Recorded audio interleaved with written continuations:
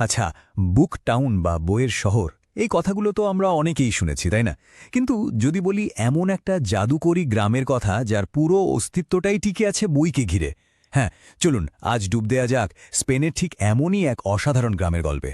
প্রশ্নটা শুনলে একটু অবিশ্বাস্য মনে হতে পারে, তাই না? যে একটা গোটা গ্রাম তার সবকিছু শুধু বইয়ের জন্য। কিন্তু এটা কোনো কল্পকাহিনী নয়। স্পেনের সত্যি এমন একটা গ্রাম আছে যা এখন সারা বিশ্বের বইপ্রেমীদের কাছে একটা তীর্থক্ষেত্রের মতো। তো চলুন এই সফরে আমরা সেই জাদুকরী গ্রামের অলিগলিতে একটু ঘুরে আসি। গ্রামটার নাম উরুয়েনা।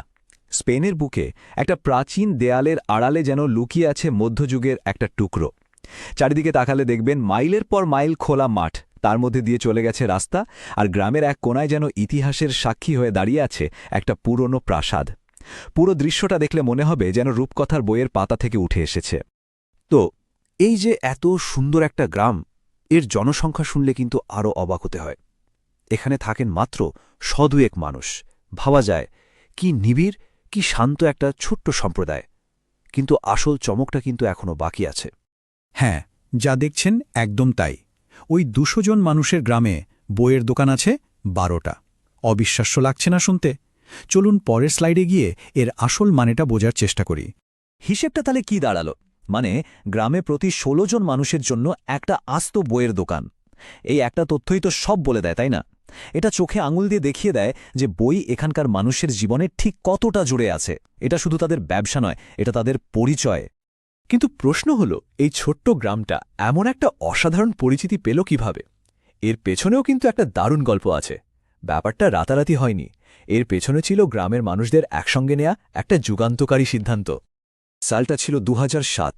গ্রামের সবাই মিলে ঠিক করলেন তারা তাদের এই বাড়ি, তাদের এই গ্রামকে একটা আনুষ্ঠানিক বইয়ের গ্রাম বা বুক ভিলেজ হিসেবে নতুন করে সাজিয়ে তুলবেন। আর ওই একটা সিদ্ধান্তই কিন্তু গ্রামটার ভবিষ্যৎ চিরদিনের মতো বদলে দিয়েছিল। আর এখানকার বইয়ের দোকানগুলো কিন্তু ১০টা সাধারণ দোকানের মতো নয়। এখানে এমন সব পুরনো দুষ্প্রাপ্য বই পাওয়া যায় যা হয়তো অন্য কোথাও খুঁজেই পাওয়া যাবে না। এমনকি ছোটদের বইয়ের জন্য রয়েছে আলাদা বিশেষ দোকান। বই সংগ্রাহকদের কাছে এটা তো একেবারে গুপ্তধনের ভাণ্ডার। উরুয়েনার জাদু কিন্তু শুধু বইয়ের দোকানেই সীমাবদ্ধ নয়। এই গ্রামটা দর্শনার্থীদের জন্য বই সম্পর্কিত একটা পরিপূর্ণ সাংস্কৃতিক অভিজ্ঞতার দরজা খুলে দেয়। মানে এখানে শুধু বই কেনা নয়, করার মতো আছে আরও অনেক কিছু।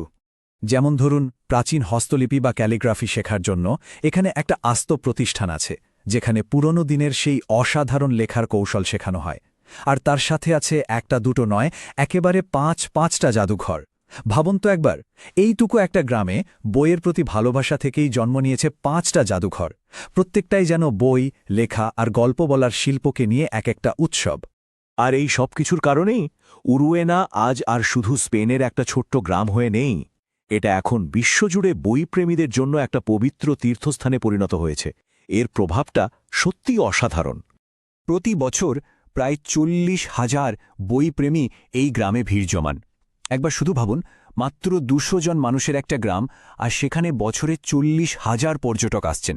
এই সংখ্যাটাই তো এর সাফল্যের সবচেয়ে বড় প্রমাণ, তাই না? আর যারা এখানে আসেন তারা কিন্তু শুধু বইয়ের ক্রেতা নন। তারা লেখালেখি নিয়ে নানা রকম আলোচনা শোনেন, কর্মশালায় যোগ দেন, এমনকি নিজেরাও হাতে কলমে ক্যালিগ্রাফি শেখেন। মানে এটা শুধু কেনাবেচার জায়গা নয়, এটা একটা পরিপূর্ণ সাংস্কৃতিক আদান প্রদানের কেন্দ্র। এই অসাধারণ গল্পটা শোনার পর মনে একটাই প্রশ্ন উকি দেয়, তাই না? কেমন হতো যদি আমাদের নিজেদের পাড়ায় বা শহরেও বইকে ঘিরে এমন একটা ভালোবাসার জায়গা গড়ে তোলা যেত, যেখানে মানুষ শুধু বই কিনবে না, বইকে নিয়ে বাঁচবে, বইকে উদযাপন করবে। ব্যাপারটা দারুণ হতো, তাই না?